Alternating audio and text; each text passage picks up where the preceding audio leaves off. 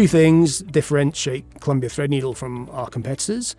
Firstly, the bottom-up approach to constructing investment-grade portfolios.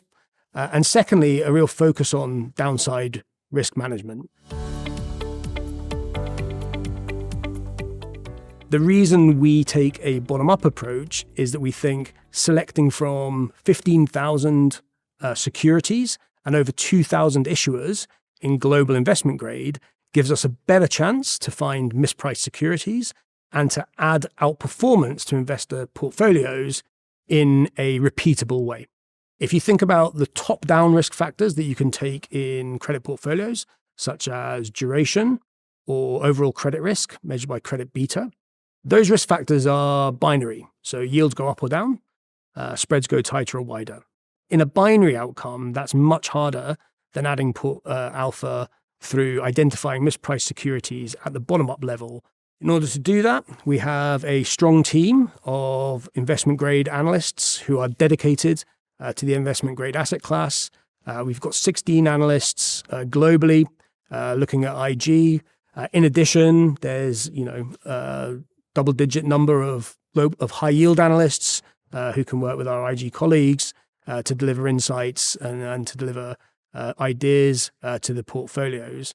And over time, we think that the different ways of doing IG means that investment-grade credit markets offer ample alpha opportunities from the bottom-up approach. We know that in corporate credit, we have an asymmetric return profile, which means that normally we earn a very modest coupon of 4-5%, but for that we have to risk 100 points of capital. Now, what that means is the starting point to outperforming in investment grade is avoidance of capital deterioration through credit deterioration or default at the extreme, but deterioration and downgrade through the credit quality. The way that we sort of manage these risks, again, is through the fundamentals. So for every credit the analyst covers, they have a 2-year forward financial model. They come up with a fundamental credit rating and ranking, and they apply that to today's spreads to get a recommendation. But they also come up with a risk score.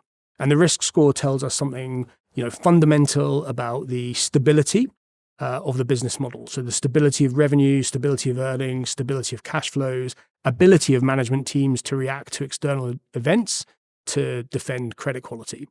Now, our highest risk score or our lowest risk names would be risk 1 in our framework, and our lowest risk score, so our highest risk names would be risk 4s.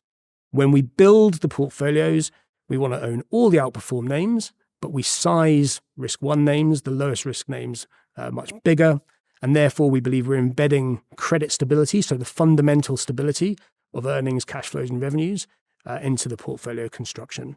So those two things really, I think, differentiate us. The focus on bottom-up issuer and security selection through a strong analyst team, and the downside risk management through sizing risk scores and trying to get stability of earnings and stability of corporate fundamentals into the portfolios. We believe an active approach to investment grade is really important. The benchmarks are weighted towards the most indebted issuers, so the largest debt loads make up the biggest weighting in the benchmarks. Of course, what that means is that any downgrades or any defaults are owned by the benchmarks. So avoiding that deterioration and avoiding those losses can be a key way to add value in corporate credit. In addition, from the bottom up, there's more positive alpha that we can generate. Investment grade markets truly global. So, companies will issue in dollars, euros, sterling, Canadian dollars, yen, Aussie dollars, Swiss franc, and so on.